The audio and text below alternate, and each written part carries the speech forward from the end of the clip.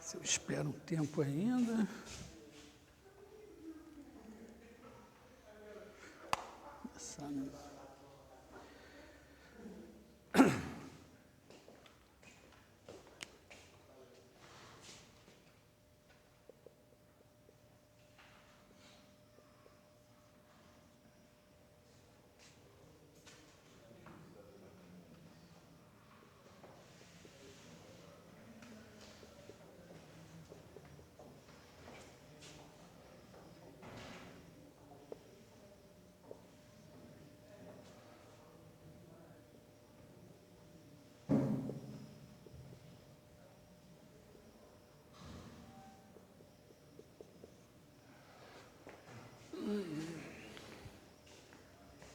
Bom, acho que vamos lá, né?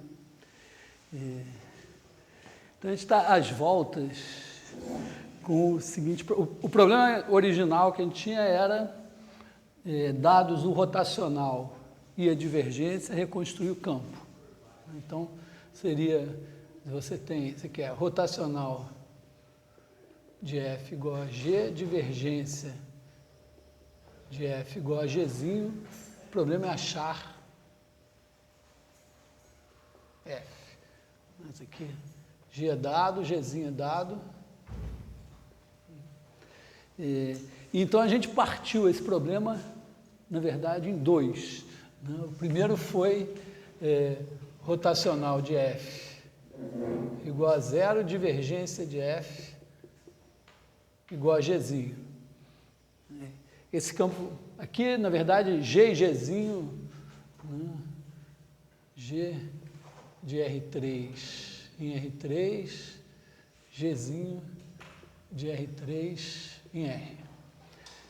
E aí a gente carteou aqui F de x igual, se não me engano, menos 1 sobre 4π, integral sobre R3 de G de y sobre x menos y dy. Isso aqui, na verdade, esse menos 1 aqui não tem, né? Acho que é só assim. Isso aqui é o campo, seria o campo elétrico gerado por uma distribuição de cargas dada por G. A ideia é que esse campo tem um potencial. A gente tem F igual a gradiente de menos 1 sobre 4π integral sobre R3 de G de Y. Aqui é o cubo, né? X menos Y dy. Então, você pega esse aqui seria o potencial elétrico devido a essa distribuição de cargas, que é, na verdade, uma construção a partir, vamos dizer, da lei de Coulomb. Pela lei de Coulomb, se você integrar esse bicho aqui, se nada variar com o tempo, então esse seria o campo elétrico devido a essa distribuição de cargas. Como ele é gradiente desta coisa, então o rotacional dele é zero, e a gente mostra que a divergência dele é G. Então, essa seria uma parte. A outra parte agora seria achar um campo F tal que rotacional de F fosse G e divergência de F igual a zero. Então, assim como esse campo daqui tem inspiração na lei de Coulomb, aqui a gente joga um campo G, que vai ser, acho que é menos integral sobre R3 de 1 sobre x menos y ao cubo G de y.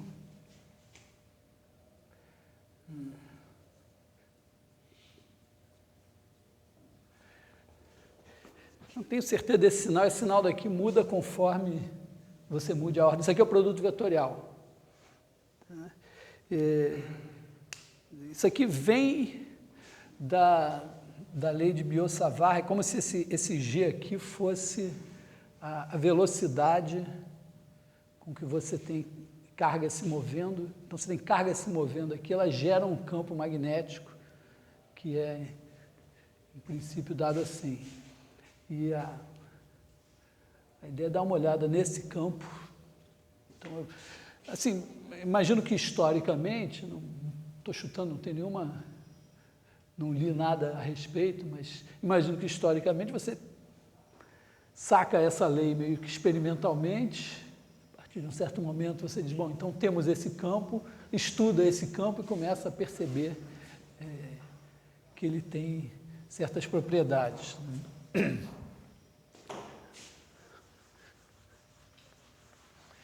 Talvez a primeira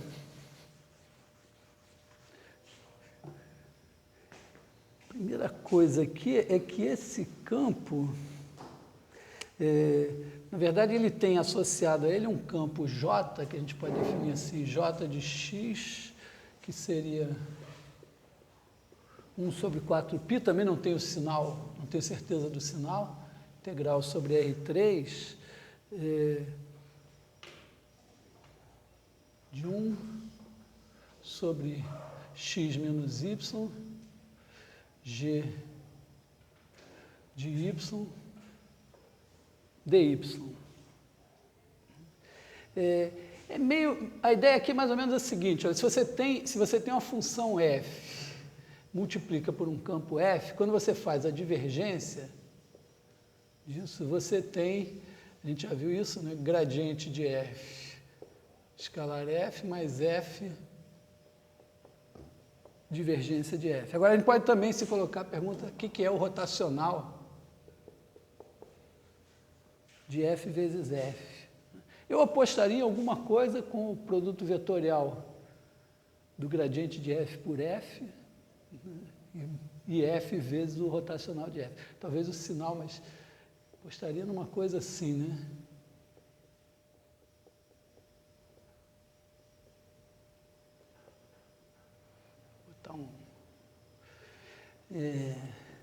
Será que é isso mesmo? Menos de um sinal? Com certeza, né? Se você botar a matriz, né, IJK,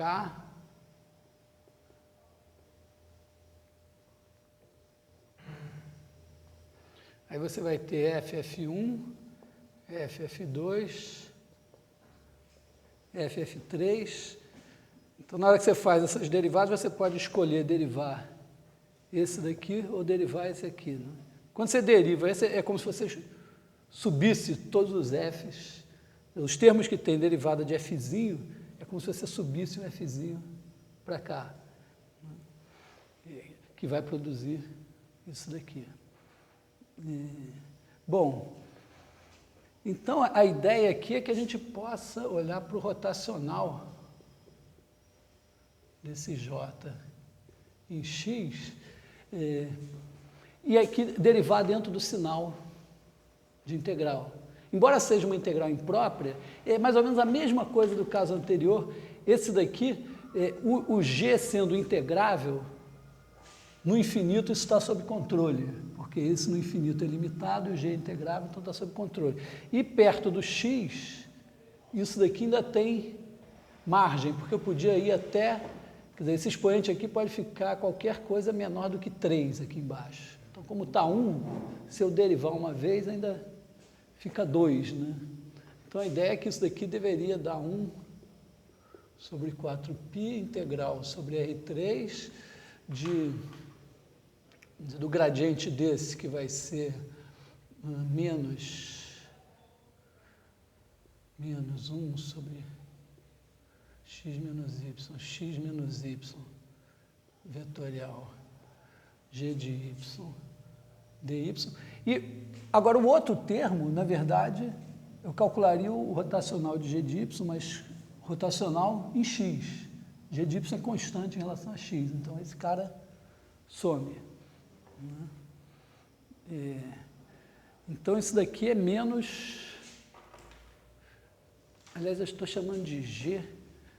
eu botei a letra G ali, mas aqui eu tenho que botar um F, né?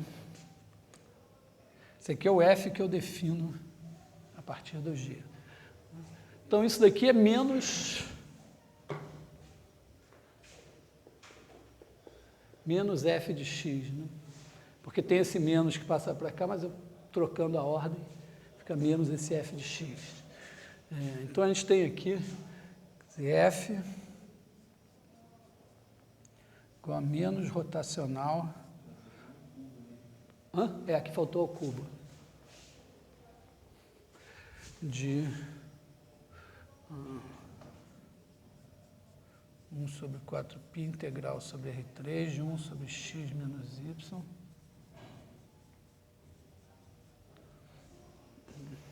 O que já significa, né, que a divergência de F é zero, porque F é rotacional de alguém. Né? Então,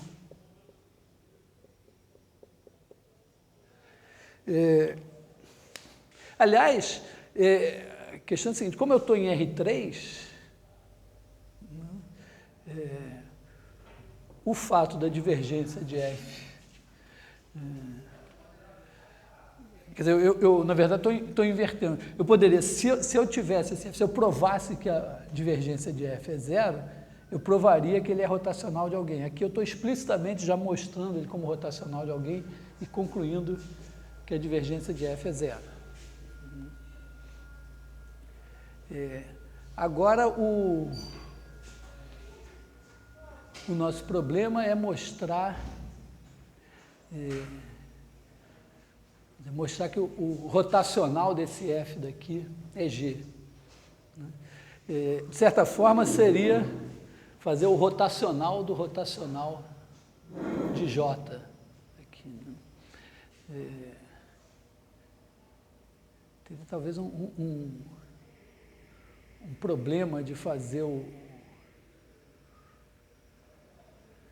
rotacional do rotacional de J diretamente, porque você teria que derivar mais uma vez aqui, né?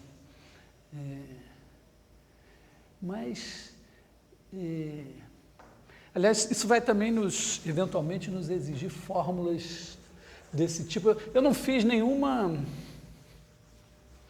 trabalho de fórmulas de derivação, mas tem milhares de fórmulas, né, derivada de, sei lá, rotacional de F vetorial G, rotacional do rotacional de F, não sei o que, tem várias coisas assim. Agora fiz duas aqui, né?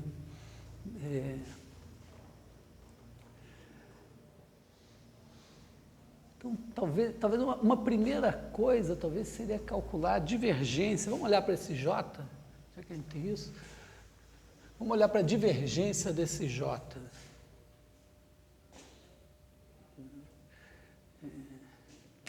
Como é que é a divergência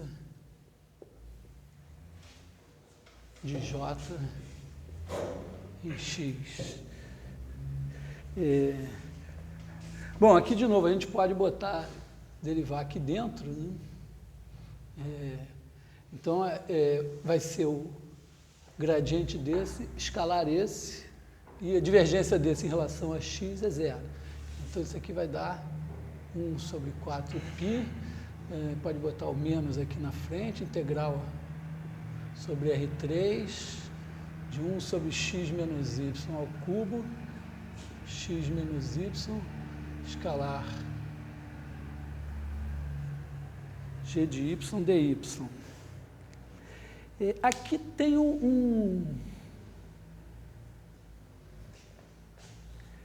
tem uma coisa interessante, que é o seguinte: essa função aqui, a gente pode olhar ela como função de x ou como função de y, e é a mesma coisa. Então, isso aqui não só é o gradiente disso em relação, com esse sinal menos, é o gradiente disso em relação a x, mas se você tirar o gradiente como função de y, dá exatamente isso aqui. Então, isso aqui pode ser visto, né? Isso aqui é igual a menos 1 sobre 4π integral sobre R3 de gradiente y de 1 sobre x menos y, escalar G de Y dy.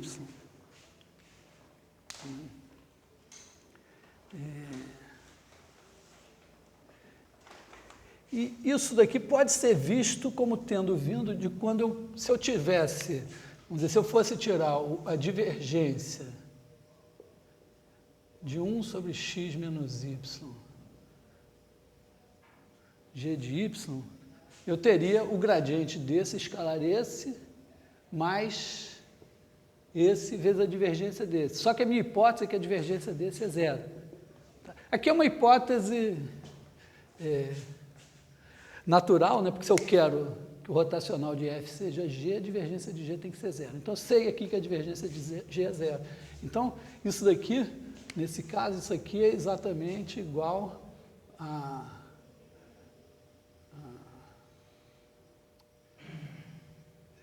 Na verdade, tem um menos ali, né? Não, está certo.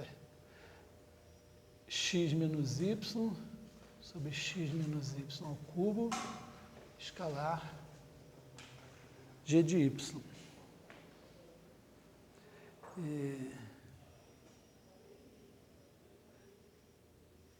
Então, eu posso olhar isso como divergência de alguma coisa. Significaria o seguinte, repara, se eu fizer a integral em R3, isso aqui é igual, na verdade, ao limite quando, vamos dizer, R tende a infinito, né, de menos 1 sobre 4π, integral sobre a bola de raio R,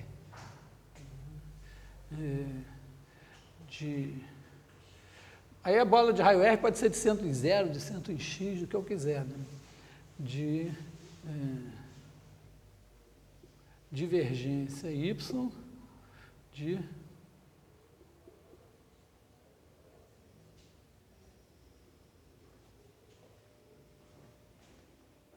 quer dizer, a integral em R3 eu olho ela como o limite da integral na bola de raio R.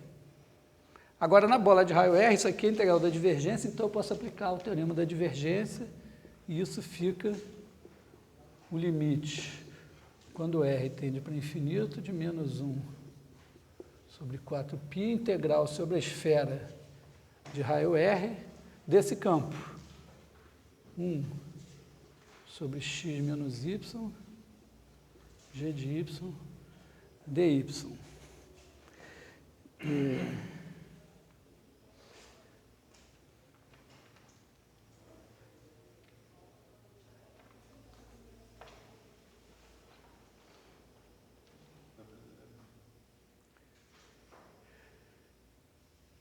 Aqui é... 1 sobre x menos y vai para zero no infinito e o g de y também. Pois é, mas tá, eu acho que eu coloquei, eu não sei, aqui talvez eu precise de um pouco mais, né, de hipótese pela conta que eu tenho, porque isso aqui é da ordem de R, isso aqui é a ordem de, isso aqui é 4π R ao quadrado, né? Então eu teria 4... Hã? 4π ao quadrado? Isso é o complemento. SR é a esfera, né? Então isso aqui, bom, 4π não importa tanto, mas é da ordem de R ao quadrado, né? Então tem R ao quadrado sobre R, eu tenho R e tenho G de Y aqui. Talvez eu precise que R, em vez de botar limite de G de Y igual a zero, estou achando que eu preciso de R G de Y aqui. Estou achando que a minha hipótese tem que ser essa aqui. Se eu não tiver errado nada, porque agora eu garanto que isso daqui, dada a ordem de G de Y vezes R, que é norma, vezes norma de Y. E aí G de Y vezes norma de Y indo para zero, então esse limite daqui seria igual a zero. Porque isso me dá, essa condição aqui é para me dar a divergência de J igual a zero.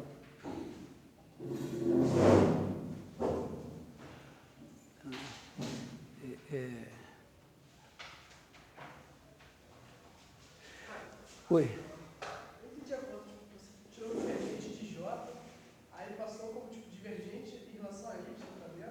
Não, primeiro eu estou tirando divergente como função de x. Só que aí eu derivo isso em relação a x. Só que a derivada disso em relação a x, essencialmente, é também, quer dizer, se eu tirar o gradiente disso como função de x, a menos do sinal é igual ao gradiente disso como função de y. Então, o que eu obtive aqui era tá? Como eu tirei o sinal lá fora, ficou a mesma coisa. E aí, usando que a divergência de G é zero, a gente pode chegar a isso. Isso aqui dá uma condição para impor divergência de J igual a zero. No fundo, isso o objetivo disso é o seguinte, eu estou querendo calcular o rotacional de F. Ora, o rotacional de F vai ser o rotacional do rotacional de J, menos do sinal, né? Menos o rotacional do rotacional de J. Então, agora, como é que é o rotacional do rotacional de um campo? Essa conta, você tem que tirar o rotacional de J e fazer o rotacional do rotacional de J. Se eu não me engano, a menos... Deixa eu ver se eu tenho... Eu acho que eu anotei isso, porque você tira aqui, aparece o gradiente do Laplaciano... Só fazendo a conta. Bom, não sei de cor. Deixa eu ver se eu tenho lá. Eu espero ter anotado aqui. Se eu não tiver anotado, vai ser um horror.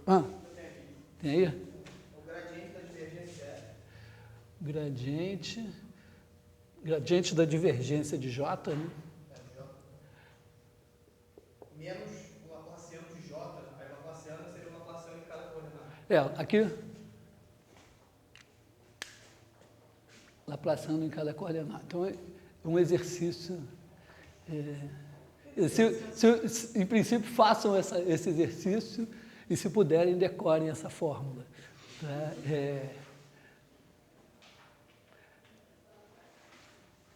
Essa fórmula é uma fórmula muito interessante, porque ela tem...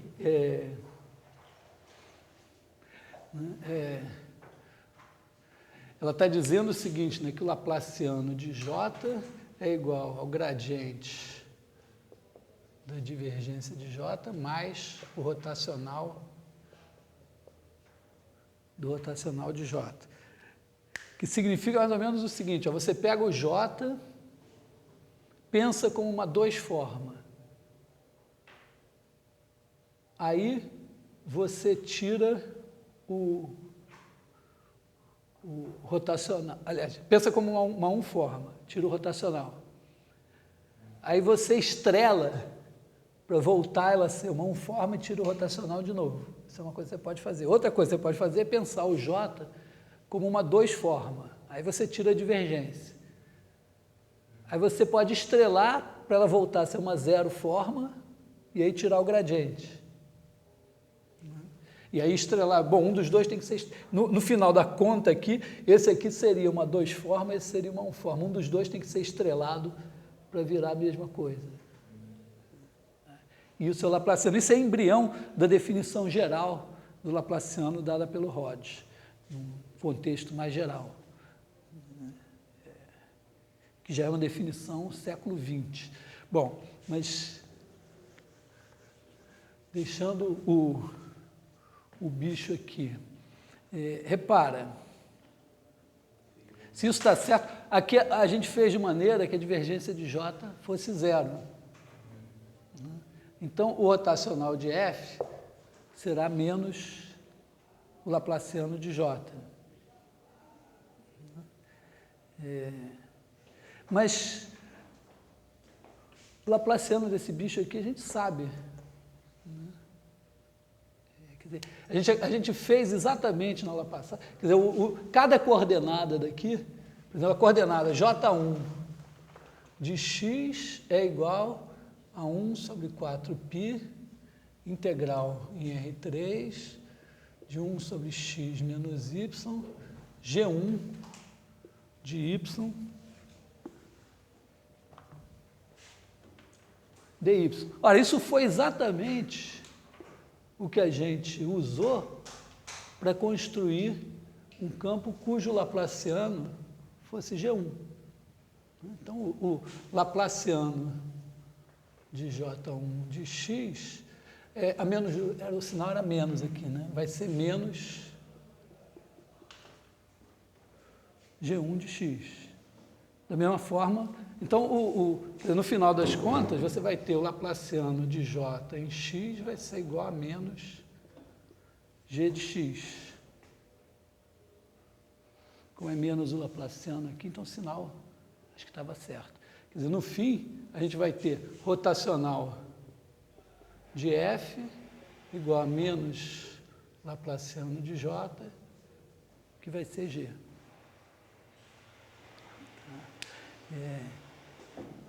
Oi?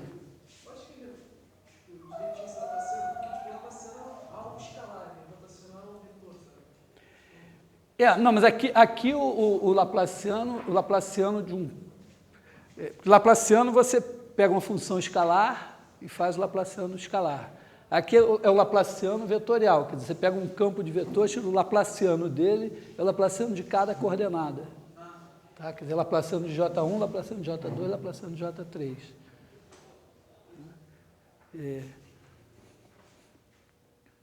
Isso está ligado à definição geral, é o seguinte, você tem, para formas, você tem a forma ômega, você tem o operador D, que é pegar a forma e calcular a derivada exterior. Isso aqui, ômega, é uma K-forma. Mas você pode pegar, é um pouco mais complicado do que isso, porque você usa o estrela menos 1, tá? Mas só para ter uma ideia da coisa, você pode pegar o estrela de ômega, vai ser uma, vou botar o N grande aqui para tradição, N menos K forma. Então, agora você pode pegar o D do estrela de ômega, vai ser uma N menos K mais 1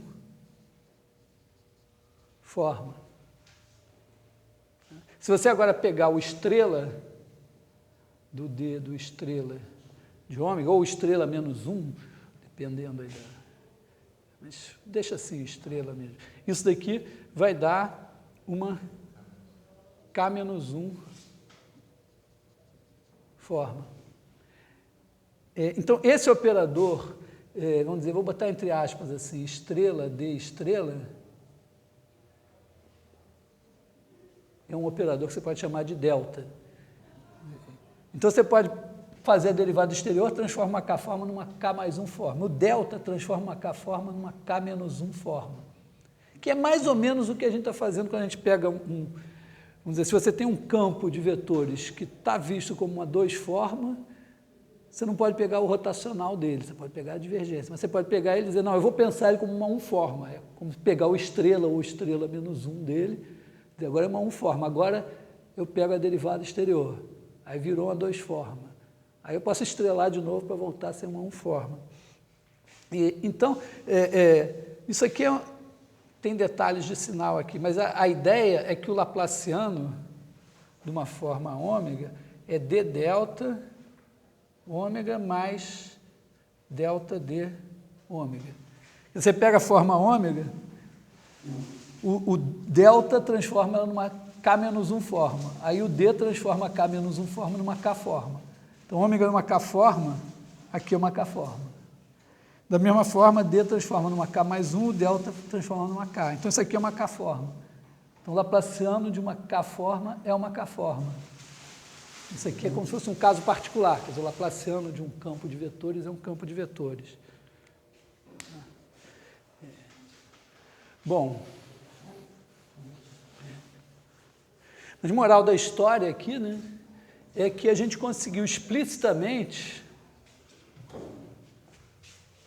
um campo F, cujo rotacional é G e cuja divergência é zero.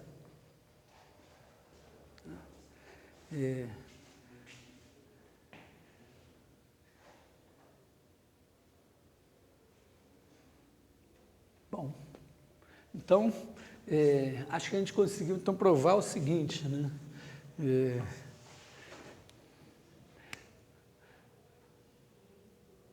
Dados G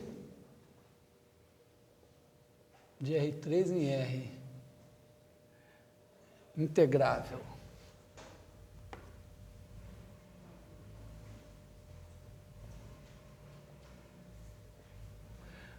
E G de R3 em R3, integrável. Com limite, quando norma de x tende para infinito, de norma de x, g de x igual a zero, f de x igual a 1 sobre 4π integral sobre R3 de g de y sobre x menos y ao cubo x menos y dy mais ou menos, né? Isso aqui era menos também, né? Acho que isso aqui era menos. Menos 1 sobre 4π, tem que conferir as contas. Integral sobre R3 de 1 sobre x menos y ao cubo.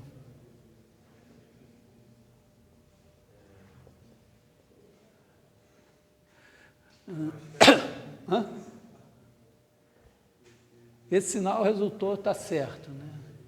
Esse daqui acho que é assim também. É tal que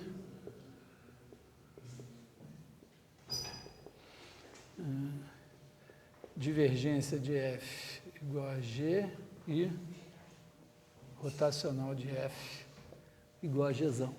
Ele tem uma construção explícita aqui no caso de R3. É claro que aqui essa divergência rotacional entendido assim, que quando você integrar, o que é a divergência de Fzão igual a Gzinho? O fluxo sobre o bordo de B de F é igual a integral sobre B de G. E aqui, o fluxo sobre o bordo de S de F é igual a integral sobre S de G. Nos pontos em que Gzinho for contínuo, então você tem divergência de F em x é igual a G de x. Nos pontos em que Gzão for contínuo, rotacional de F de x igual a G de x. Então aqui não custa nada dizer, bom, contínuas e integráveis e tal. Bom,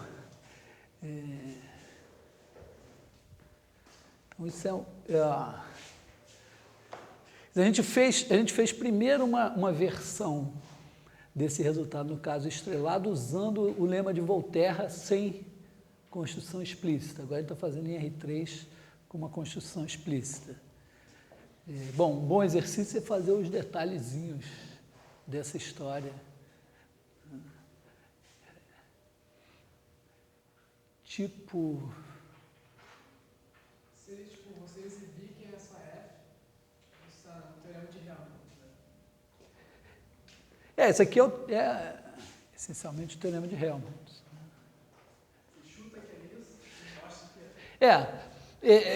Eu diria que esse chute é um chute fisicamente motivado. Quer dizer, essa parte daqui vem da lei de Coulomb. Então, você pega a lei de Coulomb, trabalha, quer dizer, se você fizer uma distribuição de cargas, o campo elétrico decorrente da lei de Coulomb seria esse daqui. Esse aqui vem da lei de Biot-Savart. Então, você também tem uma origem para isso. Então, boas razões para desconfiar que eles boas razões físicas para desconfiar que a divergência desse seja G, que o rotacional desse seja Gzão. Também boas razões, quer dizer, para fazer essas contas, uma vez que esses campos apareceram de algum motivo. Agora, talvez se você for um matemático puro, você olhar para isso, bom, de onde o cara tirou esse negócio? Né? Ou você dizer, pô, jamais teria essa ideia.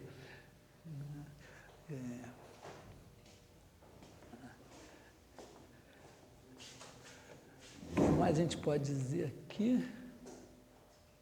E ainda tem mais aqui, né? Porque essa parte do campo é um gradiente e essa daqui é um rotacional. Quer dizer, na verdade, você está escrevendo o campo F como gradiente de U mais rotacional de um H, vamos dizer assim, para não confundir com esses daqui.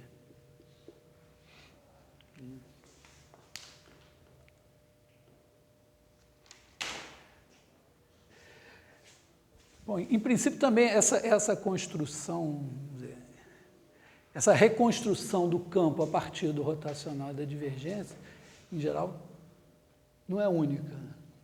Tem boas razões para você dizer que dadas, vamos dizer, se você der um campo, só uma observação, não vou me alongar nisso, mas se você dá divergência de F igual a Gzinho, rotacional de F igual a Gzão, isso não determina o campo F. Até no caso constante, porque moralmente, olha, você tem F'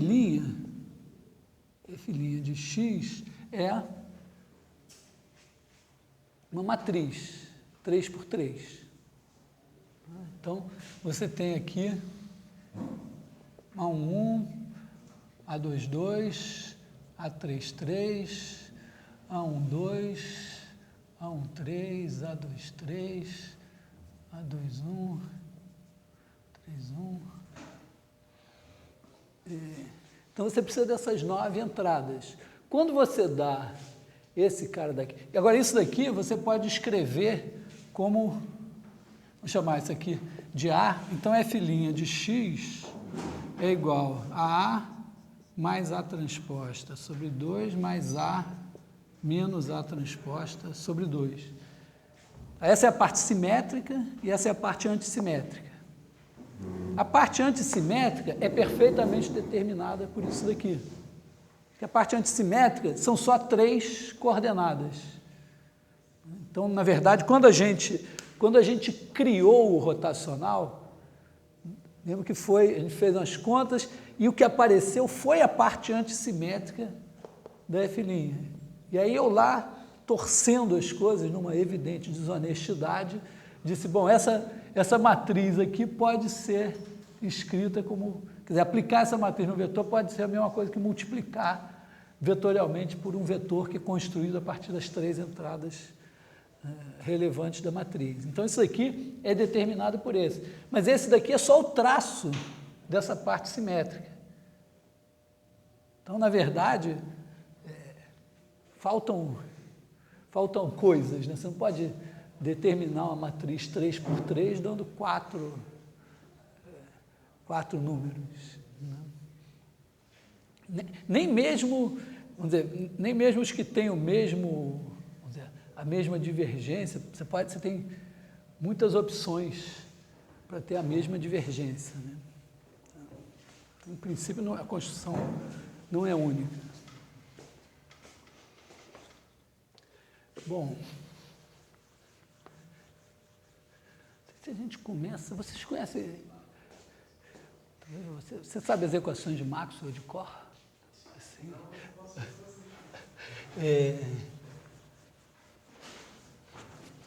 Vamos começar a falar nas equações de Maxwell. Eu tinha Eu tinha imaginado que eu ia conseguir trazer aqui um colega da física, o Marcos Vinícius, para falar na quarta-feira sobre as equações de Maxwell, mas ele está muito atarefado e ele só vai poder vir daqui a uma semana. Então, eu mesmo vou ter que falar alguma coisa sobre as equações de Maxwell, assim, servindo só como um aquecimento, né? Bom, as equações de Maxwell, em primeiro lugar, são, de certa forma, vamos dizer, o fecho, né, de um trabalho que envolveu um monte de gente. Em primeiro lugar, quer dizer, vamos trabalhar com a situação em que você tem ρ, vamos pensar assim de R vezes R3, para não complicar a vida, em R. Isso aqui é a densidade de carga no tempo t e na posição x. Depois você tem dois campos que seriam essencialmente o campo elétrico e o campo magnético, mas na verdade pode ser indução magnética, dependendo da... A gente pode dizer que em unidades adequadas dá no mesmo. A gente tem um campo E, grosso modo vai dar o campo elétrico de R vezes R3 em R3, e um campo que a gente pode usar como H, dependendo do que for, a gente usa H ou B, né? De R vezes R3 em R3. Na verdade, a concepção de carga aqui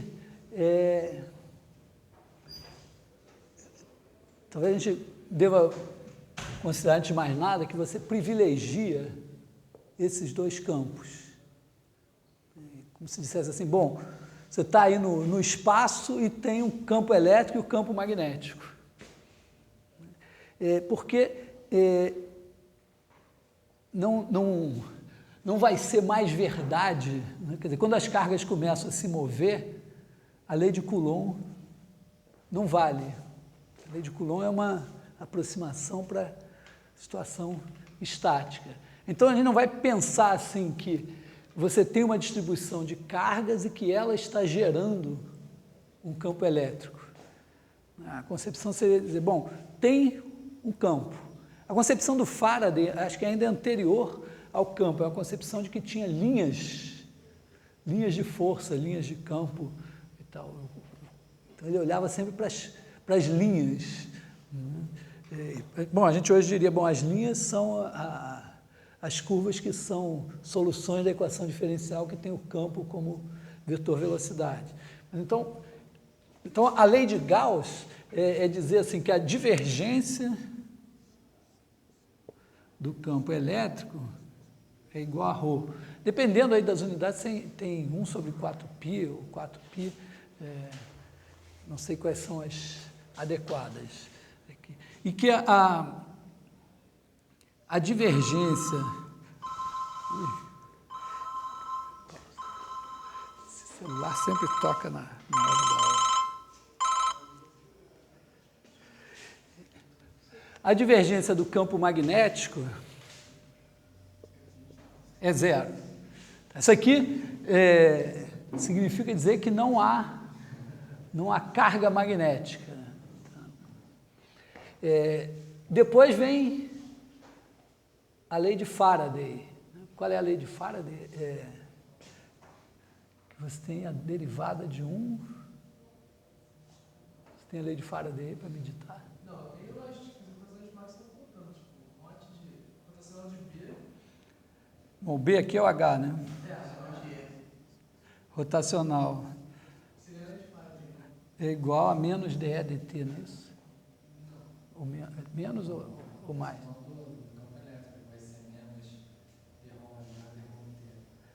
Tá, essa daqui é... O campo magnético é Mi0J mais Epsilon0 M0 P1 S P1 T. Tá. E tem a outra que o rotacional do campo é...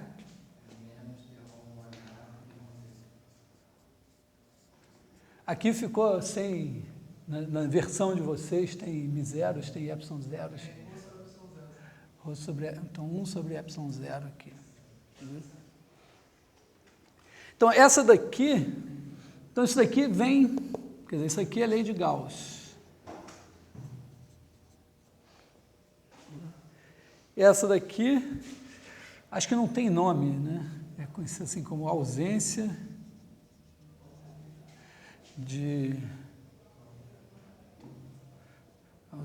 de cargas magnéticas, né?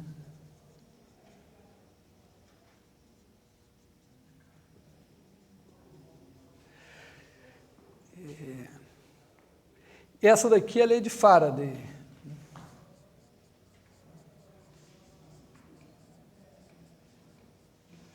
E essa daqui aparece às vezes como lei de Ampère, não é isso?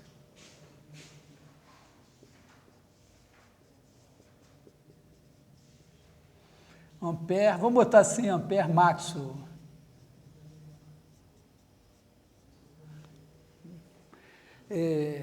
Então, na verdade, aqui é uma junção de várias coisas. Em princípio, essas leis são formuladas assim, mas a lei de Gauss, você pode dizer que ela vem experimentalmente, você não mede a divergência do campo E.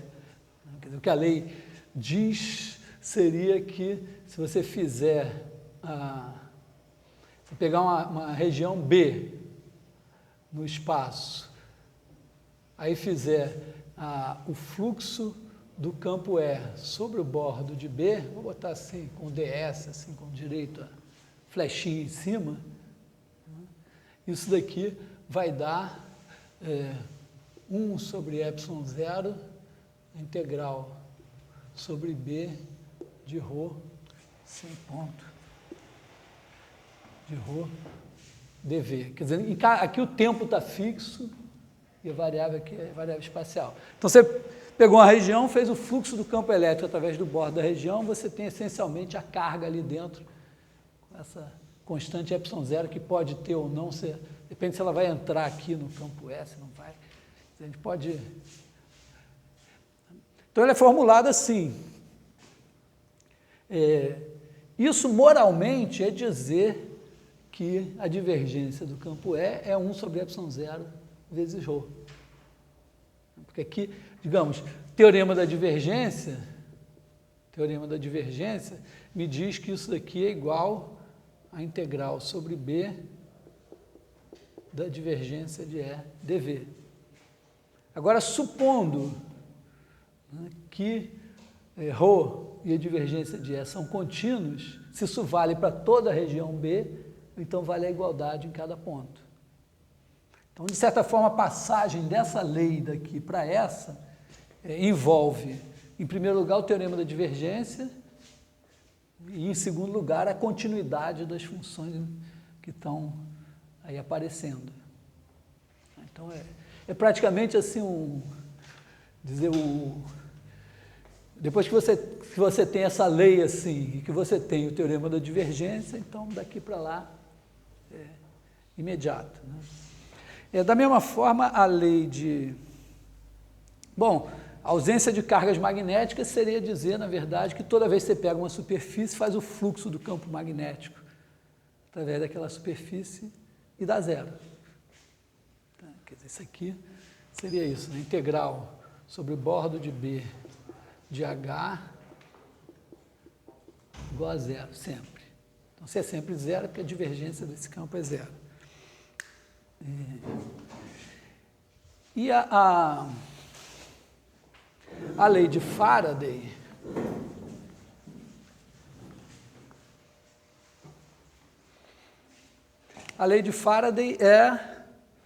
você pega o campo, quer dizer, você move o campo magnético, ou faz o fluxo. Se é melhor mover o campo magnético Vou fazer o fluxo do campo elétrico, mas, bom, isso significa que se você fizer, vamos dizer, a integral, isso aqui dizer, integral do rotacional de E sobre S é igual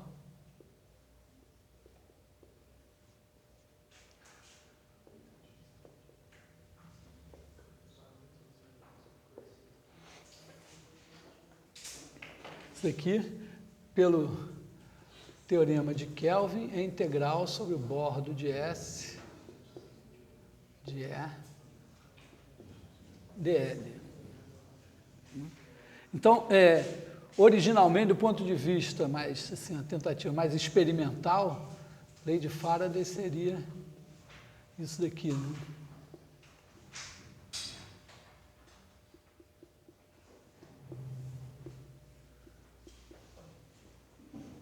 Não sei como é o experimento, você faz o campo elétrico se mover,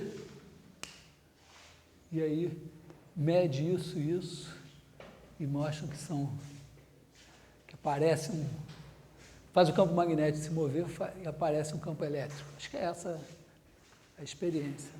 Daqui, quer dizer, na verdade, você pode dizer, bom, daqui, aplicando, você parte dessa igualdade aqui, aplica o teorema de Kelvin, passa daqui para cá.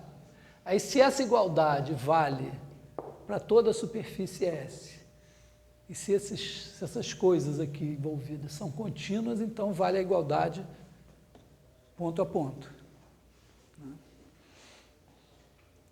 Bom, e essa lei de Ampère aqui, colocando Ampère Maxwell, é porque essa parte aqui, originalmente, na lei de Ampère, não existia. A lei de Ampère, originalmente, era sem isso aqui. O Maxwell é que introduz essa componente aí. Não sei se eu estou habilitado a contar essa história. Vamos ver o que a gente pode...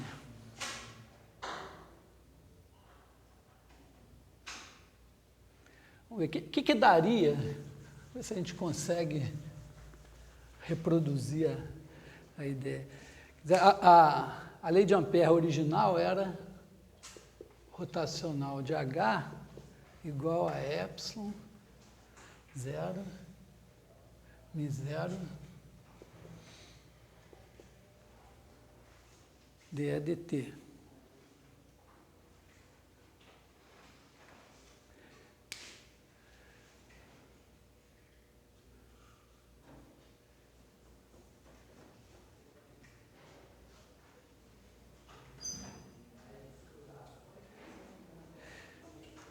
O problema é que se eu tirar a divergência dos dois lados aqui, quer dizer, se eu fizer a divergência aqui, ó, a divergência do rotacional de H igual a epsilon, μ0. Vou supor que tudo aqui é derivável quantas vezes eu quiser. Né? Então, aqui eu teria a divergência de dE dt, que seria d dt da divergência de E. Só que esse cara daqui, isso aqui daria epsilon 0, μ0, d dt.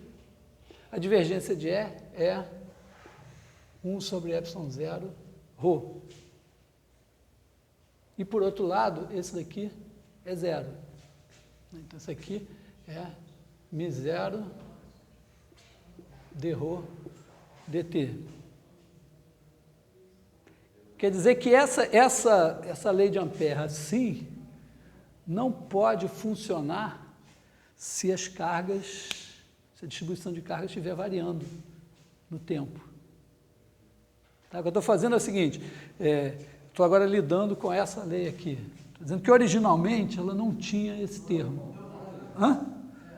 Tinha esse termo que é corrente, e o Maxwell foi introduziu a variação. Foi o contrário?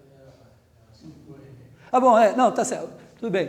Vou deixar, tá certo, eu estou fazendo ao contrário, mas isso aqui, de qualquer maneira, vamos aproveitar, tá? Porque isso daqui está nos dando o que dá a divergência desse cara. Tá? Na verdade, me confundi completamente. Quer dizer, a lei original era rotacional de H igual a μ0J. Isso daqui, J é o vetor de densidade de corrente.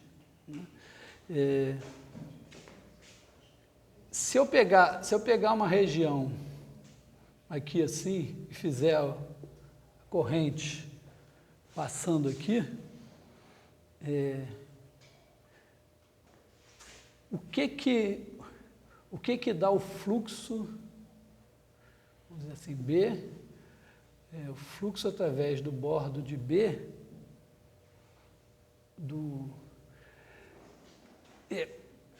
vamos dizer assim, é ρJ, né? Quer dizer, ρJ seria a carga que está, tá? Ρ é densidade de carga e J é densidade de corrente. Né?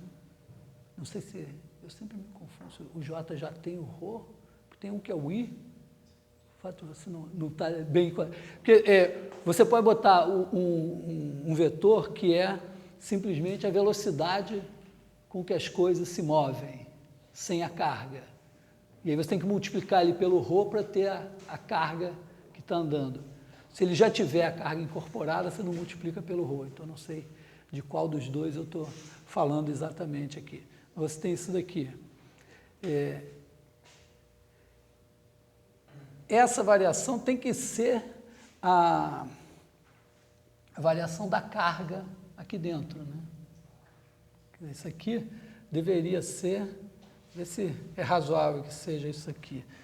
Isso aqui tem que ser a derivada em relação ao tempo da integral sobre B de Rho. Como tem umas constantes epsilon zeros, sei lá, aqui, não sei se tem o epsilon zero devido. Está razoável isso? Eu pego a carga que está aqui dentro. Pois é, exatamente. É a mesma ideia sempre. Tá? Eu tenho a carga que está aqui dentro. Então, a variação da carga que tem aqui dentro tem que ser dada pelo fluxo de carga através do bordo. Então, a menos aqui, vamos botar o ds, deve ter um sinal menos aqui, né? Porque isso aqui vai ser positivo se estiver saindo, e esse aqui, se está saindo, está diminuindo, então deve ter um menos aqui assim. Isso aqui deve ser verdade. Quer dizer, isso daqui, eu não sei se esse Rho aqui tem, porque esse J já está incorporado. Eu acho também que nesse caso, esse J daqui já é a densidade com a corrente. Tá? Então, aí depende se ele no fim, deveria aparecer lá. Então a gente tem aqui no fim, é o seguinte, se você pegar a divergência agora, né, você vai ter dρ dt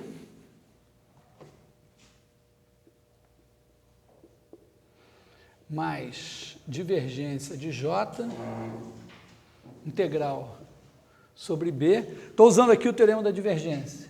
Integral sobre o bordo de J, integral. Isso daqui igual a zero. Tá?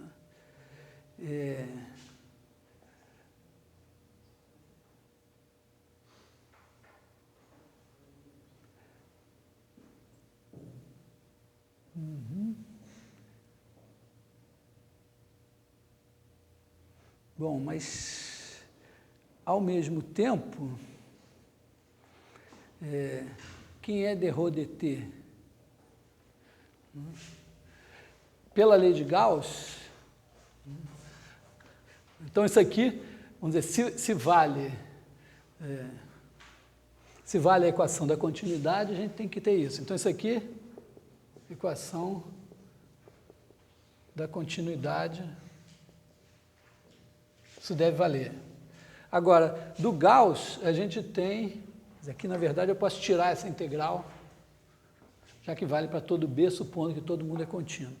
Do Gauss, a gente tem que dρ dt é igual a ε0 divergência de dE dt. Mais ou menos essa mesma conta que eu fiz aqui. No fim é capaz de sobrar um ε0 nessa história em algum lugar.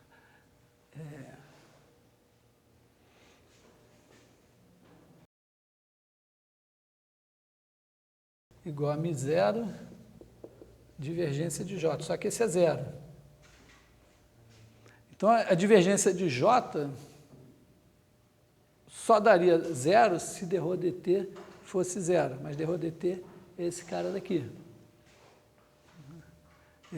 Então, moral da história, o melhor é acrescentar esse termo aqui. Claro que a gente está com um μ0 faltando em algum lugar, porque nessa história eu devo ter omitido um μ0 nessas coisas. Como eu não sei aqui se os caras incorporam os μ0s, os ε0s das coisas aqui, então eu volto um ε0. Mas, moralmente, a menos do μ0, do ε0, do que for, né, a ideia é dizer, bom, então, em vez de botar isso daqui... não, mas está certo, né? Falta só botar o μ0. Eu tenho μ0j. Se eu botar aqui mais...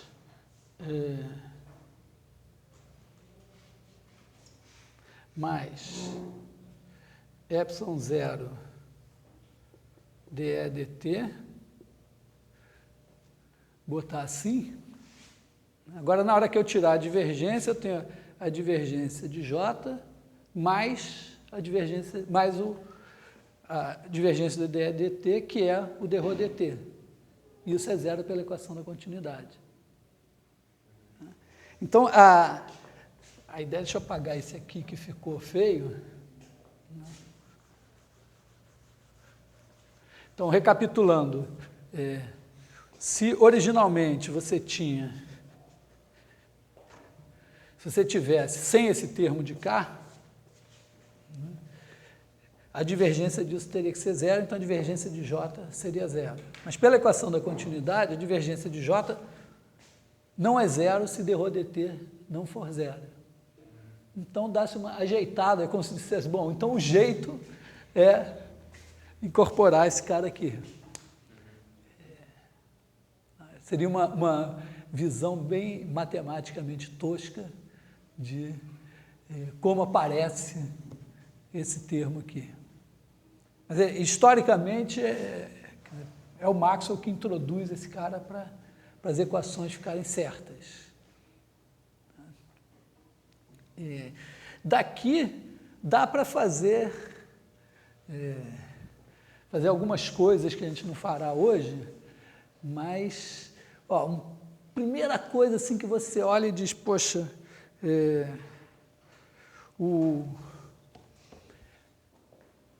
divergência de H é zero. Por isso eu estou colocando R3 aqui, né? Para brincar mais fácil. Divergência de H é zero. Eu estou em R3. R3 é contrátil, então H é rotacional de alguém. Tá? É uma coisa que... então, é coisas que a gente pode... A partir das equações de Gauss, você pode começar fazendo isso, né? Divergência de H igual a zero. R3 contrátil. Então, Volterra, existe A, de R3 em R3, tal que H igual a rotacional de A. Na verdade, esse A aqui, você ainda tem jogo, né? Porque existe um cara cujo rotacional é H. Se você somar esse A, você pode dizer, bom, mas se você somar esse A, o gradiente de alguém, né, o rotacional disso daqui é igual a rotacional de A, que é H. Então, tem umas manipulações que a gente pode fazer aqui que começam assim. Então, você pode dizer, bom, então o H é rotacional de A mais o gradiente de um F. E eu depois posso ajeitar esses caras para fazer as coisas ficarem mais legais. Aí você pega, bom, então eu tenho o H dado dessa maneira. Então eu pego o H dado dessa maneira e jogo aqui. Saio fazendo coisas. E aí, claro, começa a aparecer esse tipo de coisa, né? Rotacional do rotacional de A. Que a gente acabou de ver, né? Era igual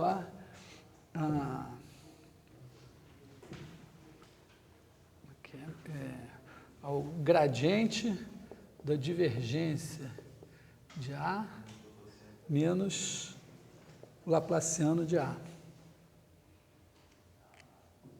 E aí começa a aparecer o Laplaciano. Então você joga esse bicho de alguma maneira aqui assim, tá? E sai fazendo manipulações. Eu hoje não estou assim, no clima de fazer essas manipulações todas, mas elas resultam, vamos fazer isso da próxima vez, elas resultam em a gente fazer manipulações dessas coisas e chegar na equação da onda, uma equação diferencial do tipo, equações diferenciais do seguinte tipo, a equação da onda é d-ROM2, d-ROM T2 de alguma coisa igual a Laplaciano, eventualmente com constantes aqui, eventualmente mais algo.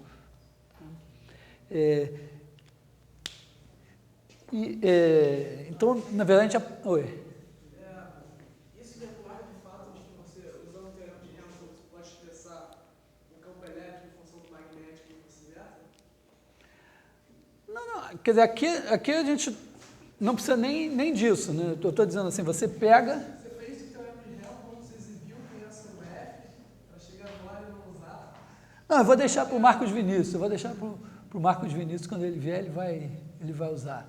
Mas eu posso fazer uma coisa mais simples aqui. Quer dizer, eu tenho...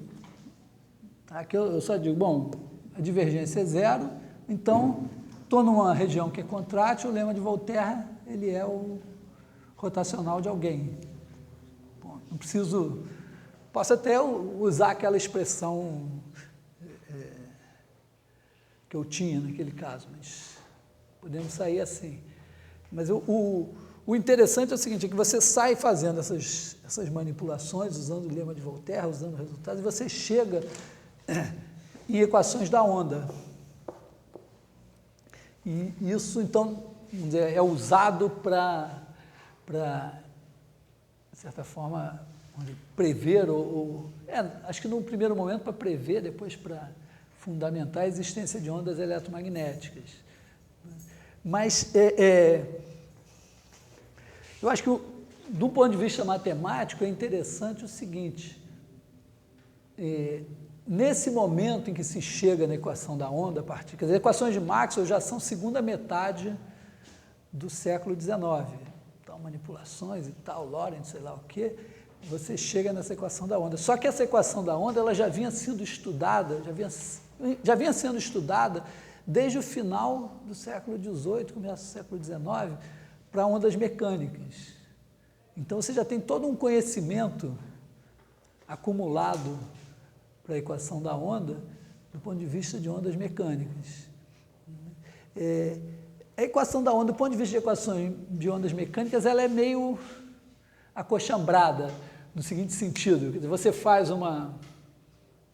Começa no caso da corda, assim, você pega uma corda pequena, aí faz uma oscilação, aí se você fizer pequenas oscilações e coisas tipo dizer que o seno θ é parecido com θ, coisas assim desse tipo, então você chega numa equação, nesse caso aqui, que... Nesse caso seria o seguinte, você pensa que de R vezes um intervalo AB em R, isso representaria o seguinte, aqui está o A, aqui está o B, isso é a posição de repouso da corda. E aí, num determinado instante T, a posição da corda é caracterizada por fixar o tempo T e essa função de AB em R da posição da corda. Tipicamente aqui você supõe, vamos dizer, num caso mais elementar, que U de TA é igual a U de TB igual a zero para todo T. Então a corda está fixa nas extremidades. E aí, fazendo as aproximações adequadas, você tem a segunda derivada de U em relação a T, é alguma constante, geralmente se usa C2, a segunda derivada de U em relação a X.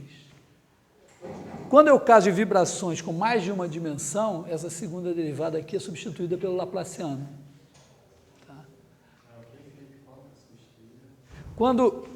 Porque aqui eu estou com uma corda, então é uma dimensão espacial. Se você, em vez de uma corda, tiver uma membrana, por exemplo, estiver tocando um tambor, ou um instrumento de sopro, alguma coisa assim, quer dizer, ondas tridimensionais, então onde aparece a segunda derivada aqui, aparece o operador de Laplace. Então, em função disso, você tem todo um trabalho que percorre o século XIX de estudar essa equação, mas que já é anterior às equações de Maxwell. Então, aqui, por exemplo, você tem os autovalores, autovetores do Laplaciano. Pensa essa equação assim, como se fosse U de T fosse uma função de AB em R. E aí, para cada T, você tem uma função que vale 0 em A, 0 em B. E os autovalores seriam a segunda derivada da função φ igual ao múltiplo de φ. Quer dizer, olhar esse operador aqui com segunda derivada em relação a x, e isso dá essencialmente aqui senos. Se aqui for zero, π, isso dá exatamente seno de nx, são os autovetores. Os autovalores são menos n2. Então tem todo um conhecimento acumulado aqui, pensando nessa equação em termos de vibrações mecânicas. Então, eu imagino isso, que na hora em que as pessoas começaram a manipular isso aqui e chegaram na equação de onda, os olhos brilham, é como você dizer, pô, chegou numa equação de segundo grau. X igual a menos B, mais ou menos, raiz de B2 menos 4AC sobre 2A, e pum, tá pronto. Então, claro, o cara tinha já um monte de coisas para fazer. Então, não vou fazer essa manipulação hoje, mas como a gente não falou em equação da onda nesse curso, poderia ser assim, tá, chegou na equação da onda, e daí? Mas era uma coisa já... E é também interessante porque aqui a gente chega na equação da onda mesmo, sem aproximação, enquanto que no caso mecânico tem uma certa aproximação. Oi. Vale contar assim, pegar a equação da onda, fazer algumas hipóteses físicas. Também no fim você pode dizer, bom, porque aqui você tem o E e o H. Aqui você chega no A e um φ, então você pode pegar, bom, imagina que você tem duas funções que satisfazem a equação, essas equações diferenciais, que são equações de onda, e aí a partir delas você define o E e o H, e o E e o H então satisfarão as equações de Maxwell. Então, a gente vai, vamos dizer, lidar com isso, mas um pouco do ponto de vista só matemático. Por isso que eu queria trazer um físico para falar do ponto de vista físico mesmo. Oi. E foi esse que você fez o gradiente de φ, somou aí, tipo, isso que o pessoal na física chama de calibre, que diz que você está somando um calibre no potencial, que ele vai ser adequado de acordo com o seu sistema que os caras escolhem. Não sei, a nomenclatura que eles usam. Aqui eu botei um F, ainda tem um φ para aparecer nessa história aqui. Mas, sim, é isso. Porque aqui a ideia é essa, o H, a divergência de H é zero, tem esse A. Mas você não precisa dizer, bom, é esse. Você diz, bom, se eu tiver um A, imagina que eu tenho um A, mas qualquer outro A que seja esse A mais o gradiente de um F serve. Então, então não sei se chama calibre ou se não chama, mas você ainda tem essa liberdade de jogar com escolher esse F adequadamente. Então você continua as contas, sabendo que você pode pegar esse F e escolher depois. Esse F é uma função escalar, mas se eu tivesse falar de função vetorial, então esse F é visão, que seria as funções vetoriais, seriam só tipo, as funções conservativas, seriam os campos conservativos que poderiam estar liberados se quiser? Nesse caso, sim, né? Porque você está com o H é rotacional de A. Então você pode somar, você pode fazer A mais um F, e aí você precisa que o rotacional de A mais F seja igual a rotacional de A, que é H. Então você vai ter que ter o rotacional de F igual a zero. Como você está em R3, rotacional de F igual a zero significa que F vai ser gradiente de alguém. No fundo, aqui, talvez a questão fosse a seguinte, num caso mais geral, em que a sua região não seja o R3 e não seja contrátil, o que importa não é a divergência de H ser zero, é o fluxo de H através de qualquer superfície fechada ser zero.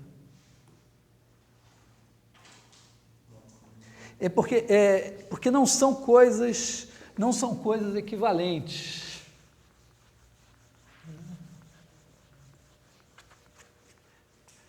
Deixa eu apagar esse pedaço aqui. Uma coisa é você ter a integral do campo H sobre o bordo de B igual a zero para todo B.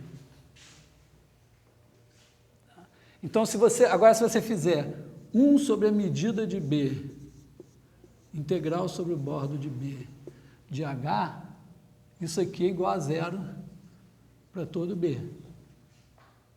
Logo, se você fizer o limite, quando B fecha em X, de 1 sobre a medida de B, integral sobre o bordo de B de H, como isso é sempre zero, isso vai dar zero.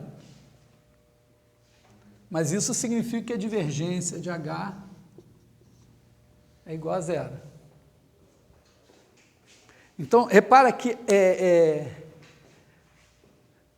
não é inocente você escrever isso ou escrever isso. Não é a mesma coisa.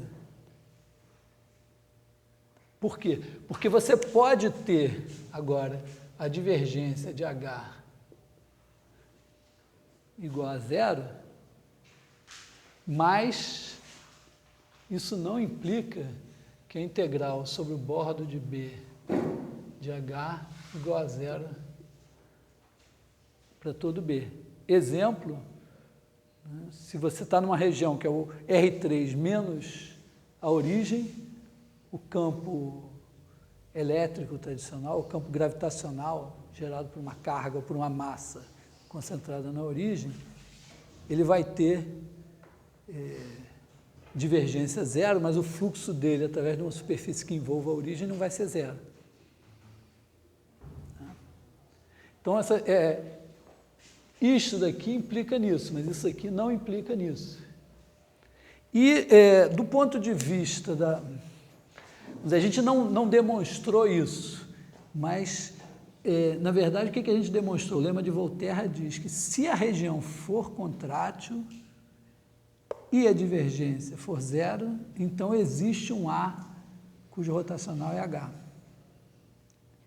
Mas se a região não for contrátil, isso pode não ser verdade. Exemplo, está aqui. O que é verdade, que é teorema de Derham, que já é século XX, é que se essa integral for zero sempre, então existe um campo A cujo rotacional é H. Então, eventualmente, se a gente disser, bom,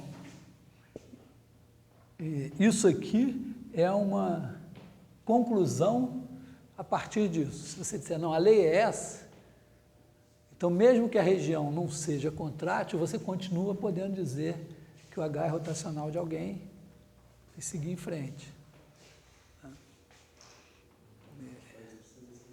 Precisa desse resultado um pouco mais avançado. Que de certa forma, é a generalização do que a gente fez para os campos comunformes, né?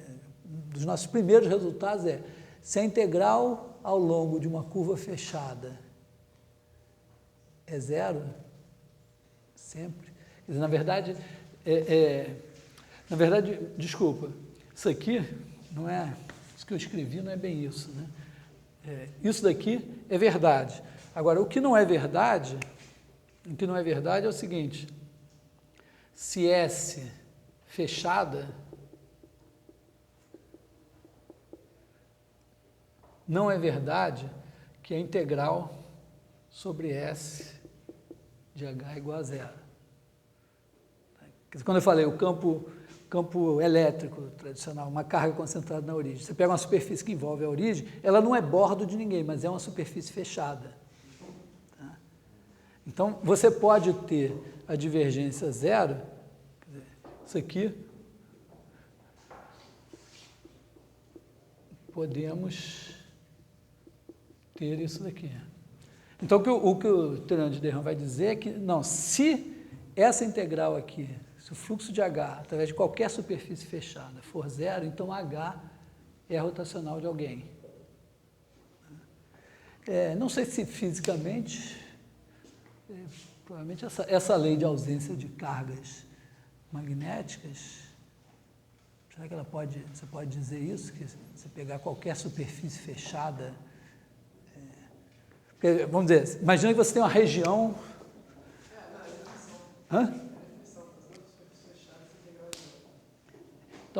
Então, isso daqui implica nisso daqui. Tá? Se para toda a superfície fechada essa integral é zero,